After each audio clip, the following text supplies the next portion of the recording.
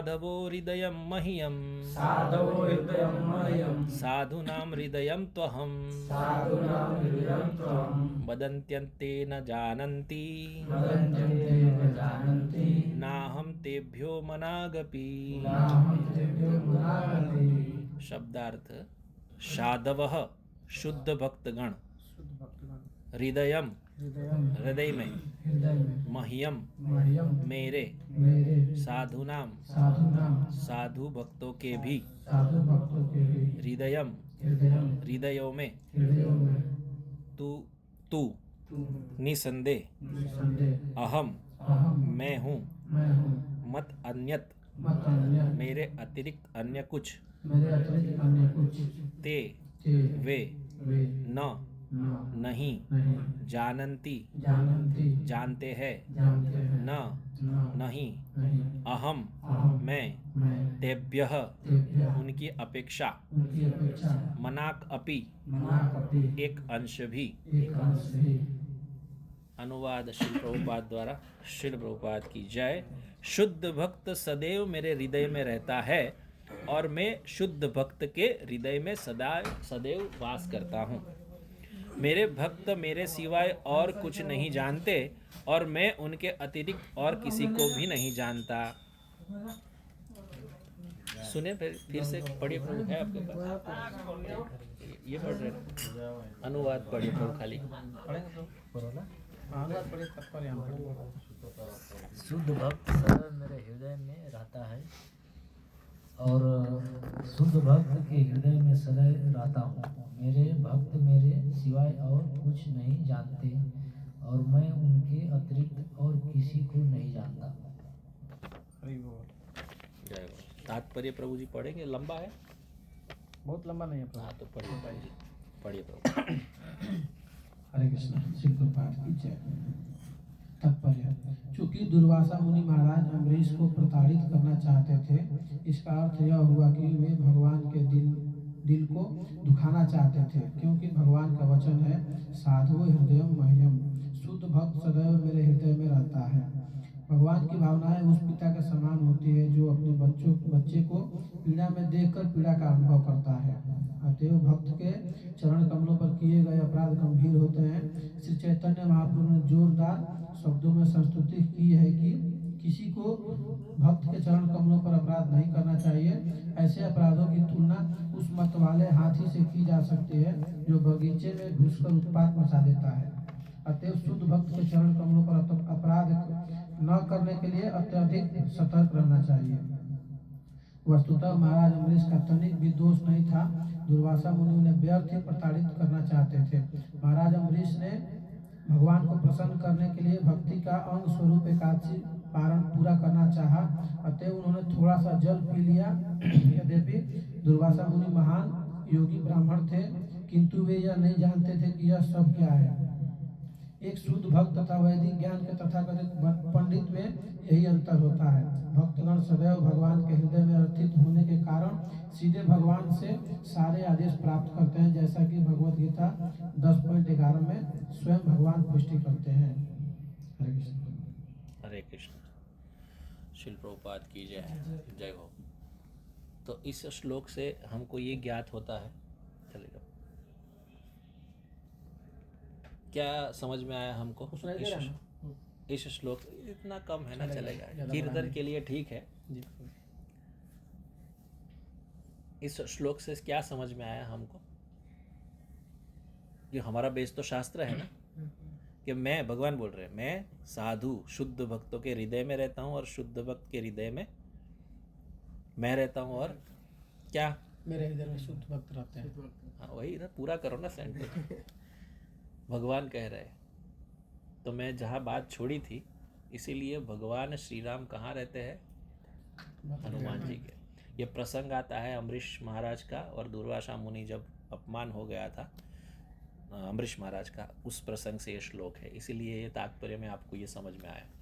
लेकिन हनुमान जी के विषय में हमने जो चर्चा की, तो एक बात ध्यान में आएगी कि ज्ञानी नाम अग्रगण्यम, तुलसीदास जी लिखते हैं ना, तो ज्ञान जो है वो सब प्राप्त करेंगे, लेकिन ज्ञान को कहाँ उपयोग में लेना है वो विवेक नहीं आएगा। तो वो कौन दे सकते हैं? और ज्ञान तो बहुत है ना। अब एक स्टोरी से समझाता हूँ चलो, क्योंकि फिर समझ में नहीं आएगा। एक बार 3 ब्राह्मण थे जो काशी पढ़ाई के लिए गए। तो वहाँ उन्होंने, एक ने सीखा ऐसा कि कोई मृत व्यक्ति हो उसको मैं सुंदर सा शरीर प्रदान करके, चमड़ा बोलते हैं ना, उसको सजा सकता हूँ। और दूसरे ने बोला कि मैं इसको, जो उसका सुंदर शरीर है उसमें हृदय का जो भाव है ना, क्या बोलते हैं उसको, धबकना शुरू कर सकता हूँ, धड़कना। और तीसरा बोला कि मैं इनको प्राण दे के जिला सकता हूँ।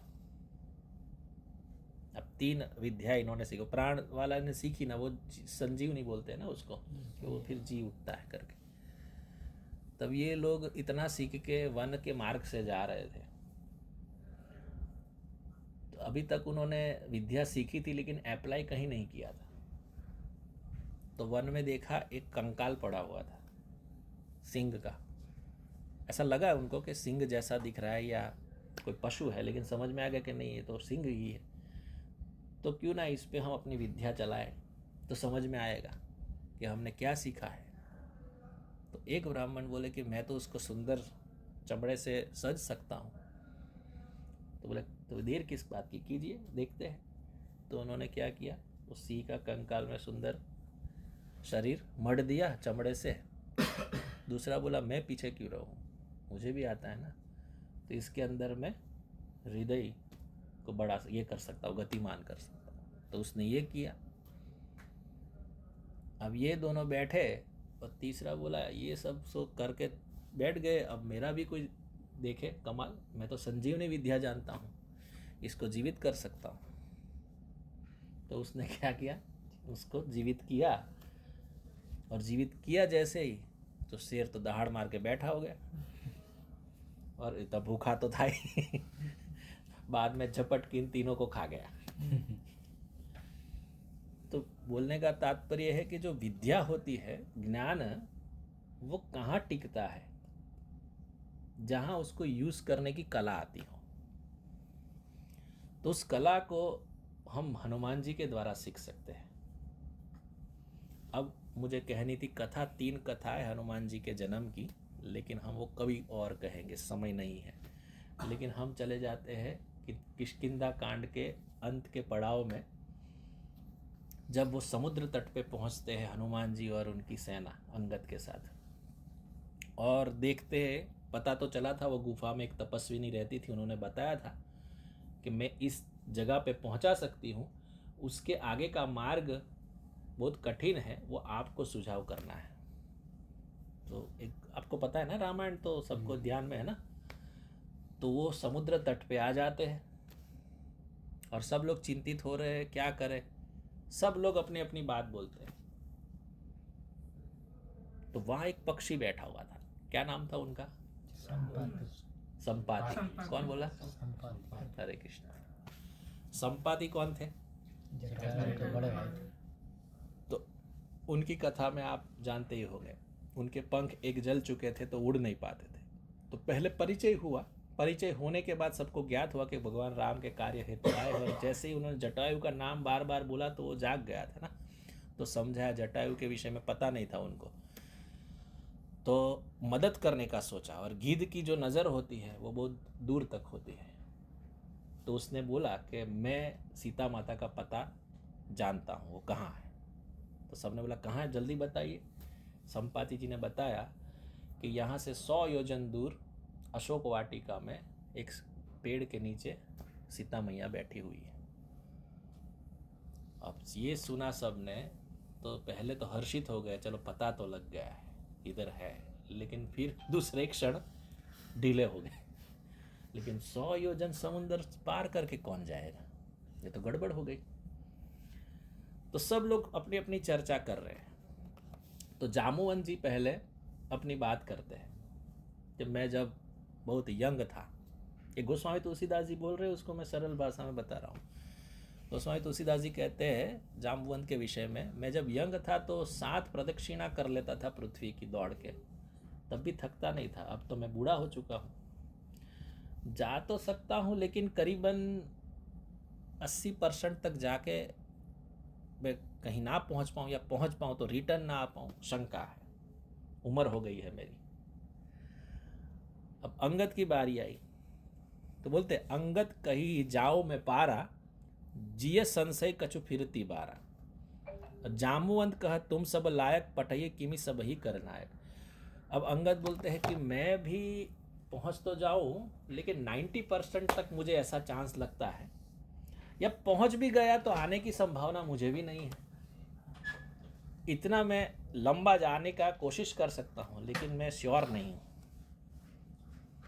और सब लोग अपने अपने तरफ से बोले बंदर, मैं इधर जा सकता हूँ, उधर जा सकता हूँ। तो जीवन में अपनी अपनी विषय में जब बात करते हैं, वो वास्तव में कार्य करने के लिए कैपेबल नहीं होते हैं।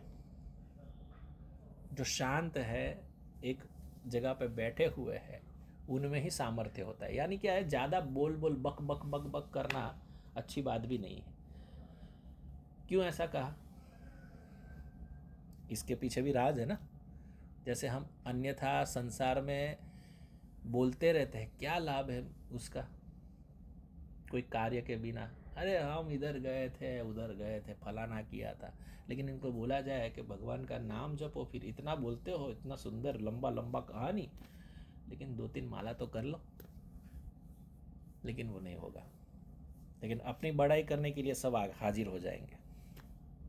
हनुमान जी एक कोने में बैठे हुए थे, जाम्बुवंत ने देख लिया तो उधर जाते हैं कि भाई ये चुपचाप बैठे हैं और कार्य करने के लिए ये मुझे लगते हैं कि कुछ सफलता प्राप्त हो सकती है। जो ज़्यादा ना बोले ना, वही सफल कार्य कर सकता है ना। बहुत बंगा, हमारी भाषा में गुजराती में बोलते बहु बंगा फूके ना, ये ऊंधो जो है मतलब बहुत बड़ाई करता है ना, उससे कुछ नहीं होता है, लेकिन अपनी बड़ाई बहुत मारता है।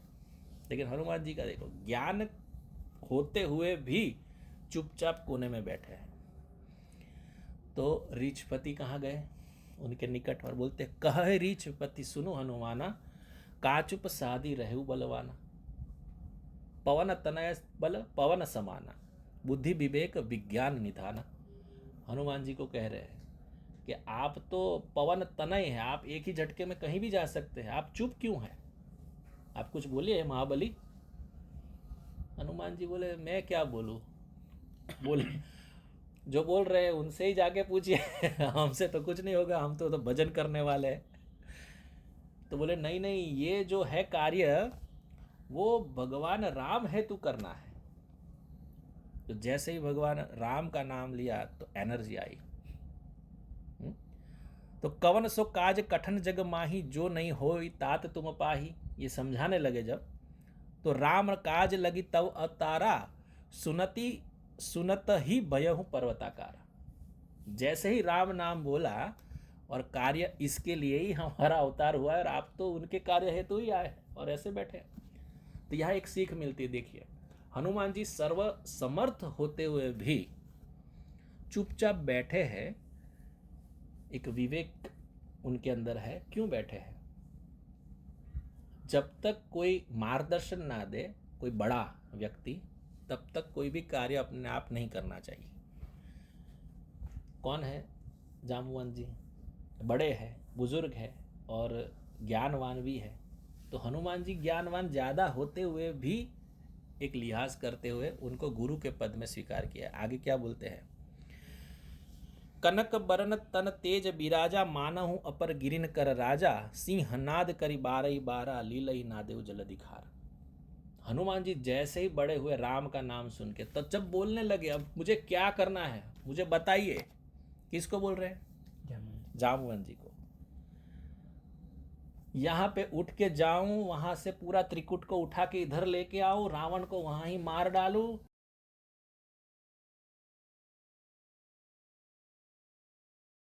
उधर से इधर लेके आ जाऊं, क्या करूं मुझे बताइए। इतने आवेश में थे हनुमान जी, क्योंकि राम का नाम आया और उनके लिए कार्य किया है, करने के लिए आए हैं। तो बोले नहीं नहीं नहीं हनुमान जी, ये सब कार्य करने की जरूरत नहीं। क्या करना है सुनिए। सहित सहाय रावण ही मारी, आनयु यहाँ त्रिपुट उपारी। जामुअंत में पूछहि तो ही, उचित सिखावनो दीजहु मोहि। इतना पूछा उन्होंने, ये विवेक है ना। और बोलते इतना करहूं तात तुम जाई, सीता ही देखी कहूं सुध लाई। इतना ही करना है, वहां पहुंचना है, सीता जी को देख के आना है, कुशल मंगल है, और उनकी जानकारी प्राप्त करके वापस आना है, यही कार्य करना है। तो जीवन में हमारे कोई भी कार्य हो तो तत्परता होती है, लेकिन बीच में विवेक का गुण होना चाहिए। गुरु के माध्यम से ही ज्ञान प्राप्त होता है, ये सीधा सीख हमको यहाँ प्राप्त होता है। हनुमान जी क्या है, अपने आचरण से हमको सिखाते हैं किस प्रकार रहना है, किस प्रकार बोलना है, किस प्रकार कहना। आवेश है, लेकिन आवेश के अंदर भी पूछा हूँ तो ही, मैं आपसे पूछ रहा हूँ मुझे क्या करना है। तो हम भी कृष्ण भावनामृत में जब भी कार्य करते हैं तो हमारे आचार्यों ने क्या किया है और जो सीनियर भक्त है उन्होंने क्या किया है, क्या कहा है। अपने आप ही सीनियर मान के अब मैं ही संभाल देता हूँ सब कुछ, अब मुझे सब पता है, ऐसा नहीं करना चाहिए। हमेशा कोई भी कार्य करने से पहले हमको हमारे ऊपर जो महाजन है, सीनियर है, उनकी सलाह लेनी चाहिए। तो ज्ञान वही टिकता है जहाँ विवेक हो। विवेक समझ में आता है ना, है ना। एक तरह से बुद्धि होता है, तो उसको कहाँ चलाना है वो आना चाहिए। तो हनुमान जी से ये गुण हमको प्राप्त होता है। पहले श्रवण और कीर्तन और किस प्रकार सेवक भाव, और ये कैसे आता है उसका भी एक उदाहरण मिलता है। कैसे आता है, राम, जैसे ही राम बोला, क्योंकि स्मरण में निरंतर राम चल रहा है ना उनका, है ना। तो बोलते सुमिरी पवन सुत पावन नामू, अपने बस करी राखे रामू। यदि राम जीवा पे है तो भगवान भी उन नाम के द्वारा उस भक्त के अधीन हो जाते हैं। इसीलिए ये शक्ति आ गई उनमें। जय श्री राम करके बड़ आप तो बहुत सारा देखा हुआ है। तो ये हुआ। आगे जाके आप सबको ज्ञात है कितनी मुश्किलें आई। 3 पहले तो वहाँ पे मैनाक विश्राम कर लो, नहीं किए, स्पर्श किया, बुद्धिमानी भी देखिए। तो ज्ञान के साथ बुद्धिमानी भी चाहिए, तभी टिकेगा ज्ञान। स्पर्श करने को कहा ना, स्पर्श कर लिया, प्रणाम किया, जाए आगे। आगे जाके क्या मिला फिर, सुरसा। वहाँ भी बुद्धि की परीक्षा हुई। वो नाग कन्या थी, है ना, परीक्षा लेने आई थी। तो जैसे जैसे सुरसा बड़ा बड़ा शरीर करे, हनुमान जी भी इसका दुगुना शरीर करते गए। बहुत बड़ा, इतना योजन समुद्र लिखा है इधर, कुछ मुझे संख्या याद नहीं, लेकिन 1200 योजन मुझे पता है। गोस्वामी तुलसीदास जी बोलते हैं 1200 योजन, मतलब जो 100 योजन है उससे भी कितना ज़्यादा। उतना मुख किया हनुमान जी ने, इतना बड़ा रूप करके सीधा छोटा सा रूप कर दिया एकदम। अब उनको इतना मुख करने से छोटा करने में देर लगी, उतने में हनुमान जी अंदर घुसे और बाहर निकले। देखो तुम्हारा मान रख लिया, तुम्हें आहार चाहिए था ना, अब मैं तुम्हारे मुख से निकल गया, मेरे मुख में आओ, मेरे मुख में आओ, तो मुख से आके निकल गए। तो वहाँ पे भी नाग कन्या प्रकट हो जाती, आशीर्वाद देती। आगे जो ऊपर उड़ते हैं ना, हाँ, सिंहिका, है ना। वहाँ पे हनुमान जी ने क्या किया, सोचा पहले तो उड़ रहे थे, लेकिन गति अवरुद्ध हो गई। तो जैसे पकड़ा उसने परछाई को, वो हिल नहीं पा रहे थे। थोड़ा विचार किया, लेकिन नहीं, ये तो गड़बड़ वाला केस है, इनको तो मुक्काबाजी चाहिए। हनुमान जी फिर उनकी पकड़ में तो आए, लेकिन छटक गए। और जैसे निकल गए, फिर से वो पकड़ना चाहिए, तो हनुमान जी मुख में जाके जय श्री राम, खोपड़ी फोड़ के बाहर, उधर उधर ही धराशायी। तो शक्ति का प्रयोग कहाँ करना है, बुद्धि का प्रयोग कहाँ करना है, वो हनुमान जी सिखाएंगे। हर जगह पे हमारा बड़ा नाम है भाई, ये नहीं चलता है, बुद्धि से चलता है। और लास्ट में हमको ज्ञात है क्या हुआ, दरवाजे पे मशक समान रूप कपिधरी, एक मच्छर जैसा छोटा सा रूप धारण कर लिया। और जैसे ही जाना चाहते थे अंदर, तो किसने रोका, लंकिनी। ये तीसरा अवरुद्ध हुआ हनुमान जी को। तो तुरंत पकड़ा, अरे चोर अंदर कहाँ घुसा जा रहा है। पहले इधर आना है, वीज़ा स्टैम्प पास करवा के फिर जा सकते हैं, अभी नहीं। तो बोले अच्छा, और आपके जो महाराज चोर है उसका क्या? तो चोरी से हमारे सीता मैया को चुरा के ले आए, उसका क्या? उसको पकड़ो पहले। ये सब बातें होती है, लेकिन क्या किया, बात नहीं सुनी तो हनुमान जी ने मुष्टि का प्रहार किया। एक ही मुष्टिका में अधमरी हो गई, खून की उल्टियाँ करने लगी। और उसको याद आ गया ब्रह्मा जी का वरदान कि कोई जब वानर आके तुम्हें प्रहार करेगा तो समझ लेना उसी दिन से उल्टी गिनती शुरू कर देना, लंका की खत्म होने वाला है। तो वो जान गई। सत्संग दो प्रकार से मिलता है, किसी को सत्संग प्यार से दे, समझ में आ गया तो मिल जाता है, और किसी को नहीं आता तो हनुमान जी इस प्रकार सत्संग देते हैं। तो वो बहुत प्रसिद्ध चौपाई है, वो दोहा है शायद, वो बोलते हैं, क्या है, याद है प्रभु? याद कीजिए। हाँ, तात स्वर्ग अपवर्ग सब धैर्य तुला एक इंग, तूल नता ही सकल मिली जो सुख लव सत्संग। सत्संग कैसे? तूल, जैसे तात स्वर्ग अपवर्ग मिलिए धैर्य तुला एक तुला में यदि पूरा सुख रख दिया जाए, स्वर्ग का सुख है ना, कोई भी सुख रख दिया, प्रभु के पर मेरी नजर जाती है और वो सो रहे, प्रभु समझ में आया, कितना भी सुख एक तराजू में रख दो एक साइड पे, और एक जगह पे सत्संग का सुख रखो, तो वो तूलनता ही सकल मिली।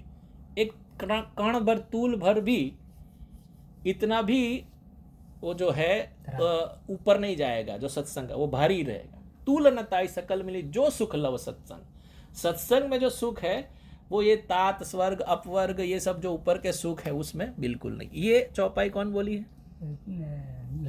लंकी ने बोली।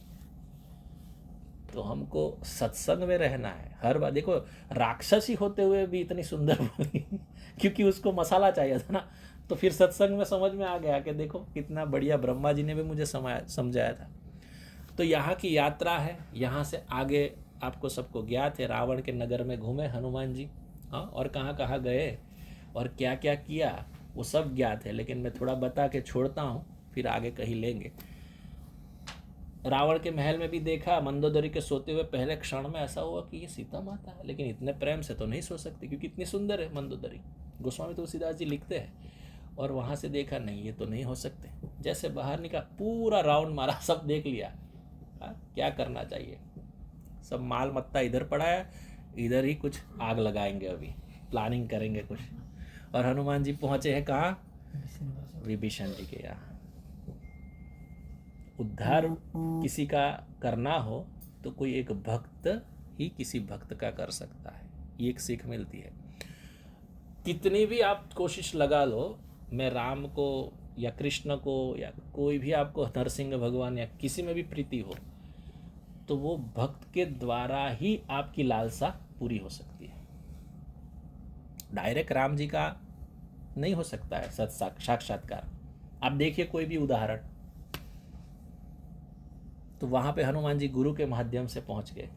वैसे अपने आप को गुरु नहीं मान, वो तो ऐसा बता दे। देखो संवाद में क्या कहते हैं, जब देखा तुलसी का वृंद देखा एक सुंदर सा और शंख चक्र सब देखा, तो ये सोचा ये कहाँ है? लंका निशिचर निकर निवासा, यहाँ कहाँ सज्जन करवासा। ये तो लंका पूरे राक्षसों से भरी हुई है और यहाँ सज्जन आदमी कैसे मिल गया? भगवान का ये सब आयुध है।